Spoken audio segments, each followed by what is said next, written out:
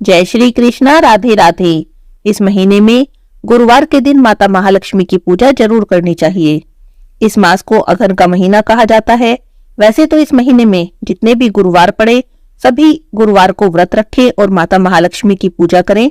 लेकिन अगर कोई व्रत न रख पाए, सभी गुरुवार का व्रत न रख पाए, तो एक गुरुवार का व्रत रखे। अगर एक गुरुवार का भी व्रत न रख पाए तो माता महालक्ष्मी की पूजा गुरुवार के दिन करे और व्रत कथा पढ़े या सुने। ऐसा करने से भी माता महालक्ष्मी जी प्रसन्न होती हैं और अपने भक्तों पर कृपा करती हैं। अब मैं आपको गुरुवार के दिन सुनी जाने वाली माता महालक्ष्मी की पौराणिक कथा सुना रही हूँ। बोलिए लक्ष्मी माता की जय हो। अघन गुरुवार की पौराणिक कथा के अनुसार बहुत समय पहले की बात है। भद्रश्रवा नाम के एक राजा थे। वे राजा बड़े ही पराक्रमी थे। चारों वेद, 6 शास्त्र, 18 पुराण का उन्हें ज्ञान था। उनकी रानी का नाम सुरतचंद्रिका था। रानी दिखने में बहुत सुंदर थी, सुलक्षणा थी और पतिव्रता थी। उन दोनों को 7 पुत्र और एक कन्या का वरदान मिला था। उनकी कन्या का नाम श्यामबाला था। एक बार महालक्ष्मी जी के मन में आया कि उस राजा के राजप्रसाद में रहें। इससे राजा को दुगनी धन दौलत प्राप्त होगी और इस धन दौलत से वे अपनी प्रजा को और भी सुख दे पाएंगे। गरीब के घर अगर रहें और उसे धन दौलत प्राप्त हो तो वह स्वार्थी की तरह केवल अपने ऊपर ही खर्च करेगा।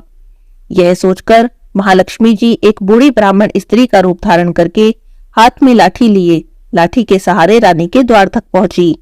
यद्यपि उन्होंने एक बूढ़ी औरत का रूप धारण किया था, फिर भी उनके चेहरे पर एक देवी का सा तेज था। उन्हें देखते ही एक दासी सामने आई। उसने इनका नाम, धाम, काम और धर्म सब पूछ डाला। वृद्ध ब्राह्मणधारी माता लक्ष्मी ने कहा, बालिके, मेरा नाम कमला है और मेरे पति का नाम भुवनेश है। हम द्वारिका में रहते हैं। तुम्हारी रानी पिछले जन्म में एक वैश्य की पत्नी थी।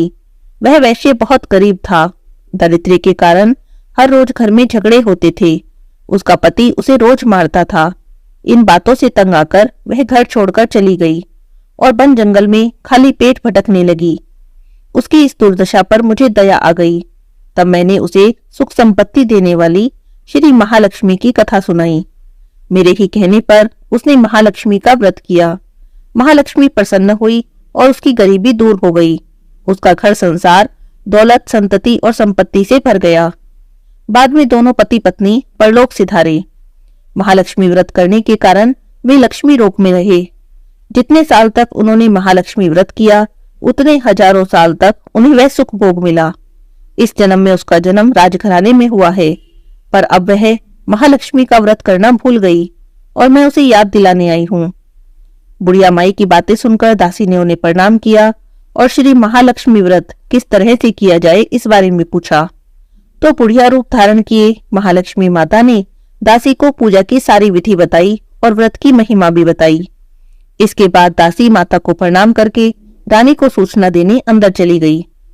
राजवैभव में रहते हुए रानी को अपने ऐश्वर्य पर बहुत घमंड हो रहा था। संपत्ति और अधिकार की वजह से वह उन्मत्त सी हो गई थी। दासी द्वारा बताई गई बुढ़िया की बातें सुनकर वह तो आग बबूला हो गई। राजद्वार पर आकर बुढ़िया रूपी श्री महालक्ष्मी पर बरस पड़ी। उसे तो ये मालूम ही नहीं था कि श्री माता महालक्ष्मी बुढ़िया माई का रूप धारण करके उसके द्वार तक आई है। पर रानी का इस कदर रूखा बर्ताव और अपना अनादर देखकर माता ने वहां ठहरना ठीक नहीं समझा और वे वहां से चल पड़ी। रास्ते में उन्हें राजकुमारी श्यामबाला मिली। उन्होंने श्यामबाला से सारी बात बताई। श्यामबाला ने अपनी ओर से माता महालक्ष्मी से क्षमा मांगी। तब माता को उस पर दया आ गई। उन्होंने श्यामबाला को श्री माता महालक्ष्मी के व्रत के बारे में बताया। उस दिन अगहन यानी मार्गशीर्ष मास का पहला गुरुवार था। श्यामबाला ने पूरी श्रद्धा से महालक्ष्मी का व्रत रखा। उसके फलस्वरूप राजा सिद्धेश्वर के सुपुत्र मालाधर से उसका विवाह हुआ।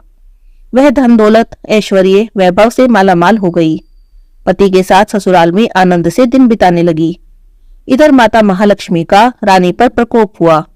इसके फलस्वरूप राजा भद्रश्रवा का राज्य और राज कारोबार सब नष्ट हो गया। यहाँ तक कि उनके घर में खाने के भी लाले पड़ गए। ऐसी हालत में एक दिन राजा ने रानी से कहा कि हे रानी, न जाने किस पूर्व जन्म के कर्म के कारण हमें ये फल भोगना पड़ रहा है। तब रानी ने राजा से कहा कि हे राजन, हमारा दामाद इतना बड़ा राजा है, वह धनवान है, ऐश्वर्यशाली है, क्यों ना उसके पास जाया जाए और उसे अपना हाल बताएं, वह जरूर हमारी मदद करेगा। इस पर राजा भद्रशर्वा दामाद के पास रवाना हुए। राज्य में पहुंचकर एक तालाब के किनारे थोड़ी देर विश्राम करने के लिए रुक गए। तालाब से पानी लेते समय आते जाते दासियों ने उन्हें देखा। उन्होंने विनम्रता से उनकी पूछताछ की। तब उन्हें मालूम हुआ कि वे तो रानी श्यामबाला के पिता हैं। तब वे दासियां दौड़ती हुई रानी श्यामबाला के पास गई और उन्होंने रानी को सारी बात बताई। तब रानी ने अपने पिता को आया हुआ जाना तो दासी के हाथ राज परिधान भेजे और बड़े ठाठ से उनका स्वागत किया, आदर सत्कार किया, उन्हें खाना पीना खिलवाया। जब वे लौटने लगे तो सोने की मोहरों से भरा एक खड़ा दिया। राजा भद्रशर्वा जब वापस लौटे तब उन्हें देखकर रानी सूरजचंद्रिका बहुत प्रसन्न हुई। उन्होंने सोने की मोहरों से भरे घड़े का मुंह खोलकर देखा, पर हाय रे भगवान, घड़े में तो धन के बदले कोयले मिले। यह सब श्री महालक्ष्मी के प्रकोप से ही हुआ था। इस प्रकार दुर्दशा में और भी कई दिन बीत गए। तब रानी स्वयं अपनी कन्या के पास गई। उस दिन अघन माह का अंतिम गुरुवार था। श्यामबाला ने श्री माता महालक्ष्मी का व्रत किया था, पूजा की और अपनी माता से भी इस व्रत को करवाया। इसके बाद जब रानी अपने घर आई तो माता महालक्ष्मी का व्रत रखने पर उसे फिर से अपना राजपाट, धन दौलत और ऐश्वर्य प्राप्त हुआ। वह फिर से सुख शांति और आनंद के साथ जीवन बिताने लगी। पर कुछ दिनों बाद जब रानी श्यामबाला अपने पिता के घर आई तो उन्हें अपने घर देखकर सूरजचंद्रिका को पुरानी सब बातें याद आ गई। उसने सोचा कि श्यामबाला ने अपने पिता को घड़ा भर कोयला दिया था, उसने और तो कुछ भी नहीं दिया। इस कारण श्यामबाला को अपने पिता के घर आने पर कोई भी आदर सत्कार नहीं किया गया, बल्कि बहुत ही अनादर किया गया। पर उन्होंने इस बात का बुरा नहीं माना। घर लौटते समय अपने पिता के घर से थोड़ा सा नमक ले लिया। घर लौटने पर पति ने पूछा कि मायके से क्या लाई हो? तब उसने जवाब दिया, वहां का सार लाई हूं। तब उनके पति ने पूछा, इसका क्या अर्थ है? तब श्यामबाला बोली, थोड़ा धीरज रखिए, थोड़ी देर में सब पता चल जाएगा। उस दिन श्यामबाला ने सारा भोजन नमक डाले बिना ही बनाया और परोस दिया। जब उनके पति ने खाना खाया तो सारा खाना बिना नमक का था, इसीलिए बिल्कुल भी स्वाद नहीं आया। फिर श्यामबाला ने थाली में नमक डाला तो सारा भोजन स्वादिष्ट लगने लगा। तब श्यामबाला ने अपने पति से कहा, यही है वह मायके से लाया हुआ सार। तब उसके पति को उसकी बात सही लगी। फिर वे दोनों हंसी मजाक करते हुए भोजन करने लगे। ऐसी मान्यता है कि इस तरह से श्रद्धा भाव से जो भी माता महालक्ष्मी की पूजा करता है, व्रत करता है, कथा को पढ़ता है, उसे माता महालक्ष्मी की कृपा प्राप्त होती है, सुख संपत्ति और शांति की प्राप्ति होती है, उसकी सभी मनोकामनाएं पूरी हो जाती हैं। लेकिन ये सब कुछ प्राप्त होने के बाद माता महालक्ष्मी की पूजा को नहीं भूलना चाहिए। हर गुरुवार को व्रत करना चाहिए, कथा पढ़नी चाहिए और माता महालक्ष्मी की पूजा करनी चाहिए। गुरुवार का व्रत न रख सकें तो कथा पढ़ के माता महालक्ष्मी की पूजा करें और माता महालक्ष्मी को सफेद मिठाई या खीर का भोग लगाएं। ऐसा करने से महालक्ष्मी जी अपने भक्तों की मनोकामनाएं अवश्य ही पूरी करती हैं। बोलिए माता महालक्ष्मी की जय हो। अब मैं आपको अगहन मास के गुरुवार को सुनी जाने वाली लक्ष्मी जी की दूसरी कथा सुनाती हूँ।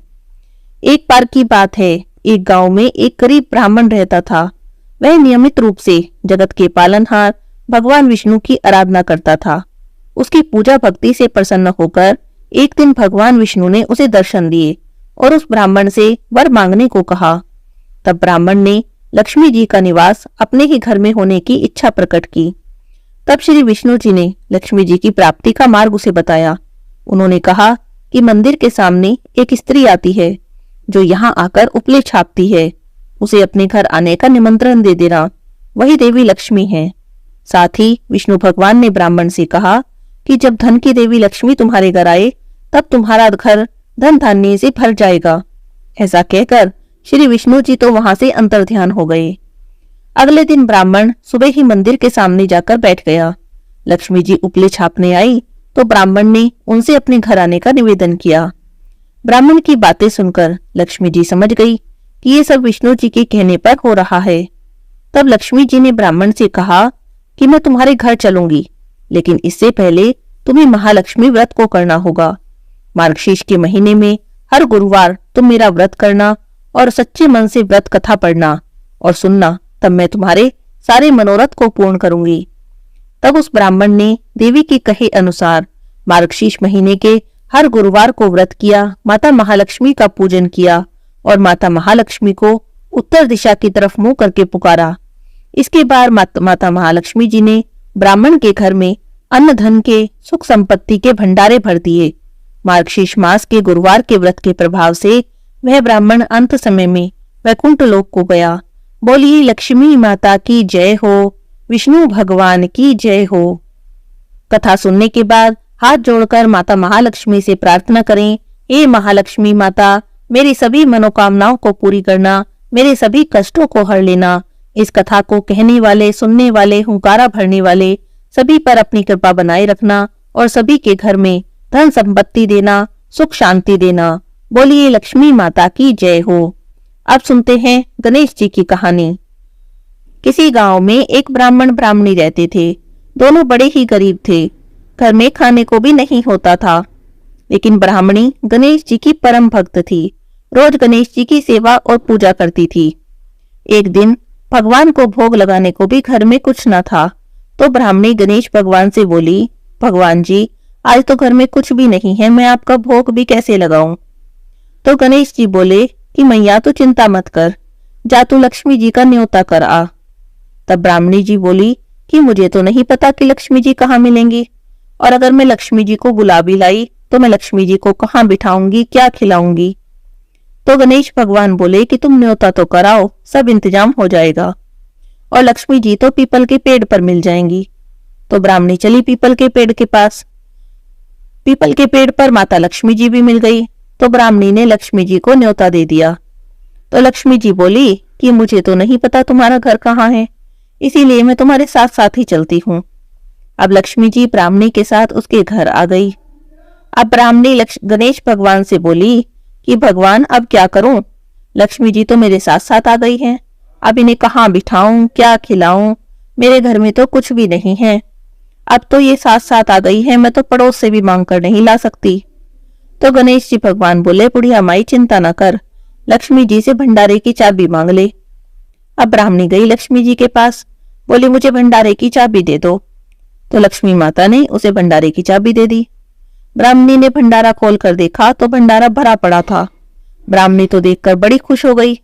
उसने तो 56 भोग बनाए, गणेश जी को भोग लगाया, माता लक्ष्मी जी को भोजन कराया, सारे परिवार वाले भी जी भर के जीम लिए, तो भी भंडारा खाली ना हुआ। तो वह बोली अब क्या करूं? गणेश जी बोले खा बांट। तो ब्राह्मणी भर भर बोइये बांटने लगी। तो सब कहने लगे कि कल तक तो तुम हमारे घर से मांग कर ले जाती थी, आज बोइये भर भर के बांट रही हो, ऐसा क्या हो गया? तो वो बोली कि मेरे पे तो गणेश लक्ष्मी जी की कृपा हुई है। तो लक्ष्मी जी जाने लगी, तो बुढ़िया माई लक्ष्मी जी को रोकने लगी। तो लक्ष्मी जी बोली, ब्राह्मणी मैं एक जगह नहीं रह सकती, सबका मान रखती हूँ, सबके घर जाती हूँ, पर फिर वापस भी आ जाती हूँ। जिसके जैसे कर्म हैं, उन कर्मों के अनुसार ही उनके यहाँ निवास करती हूँ। तो ब्राह्मणी बोली कि नहीं लक्ष्मी जी, आप मेरा घर छोड़कर मत जाओ।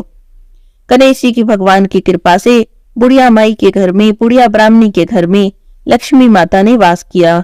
लक्ष्मी माता ने उसके अन्न धन के भंडारे भर दिए। हे गणेश जी भगवान, हे लक्ष्मी माता, जैसी कृपा आपने उस ब्राह्मणी पर की, ऐसी ही सब पर करना, सबके घर में वास करना, सबके घर में खूब धन संपत्ति देना। बोलिए गणेश जी भगवान की जय हो, लक्ष्मी माता की जय हो।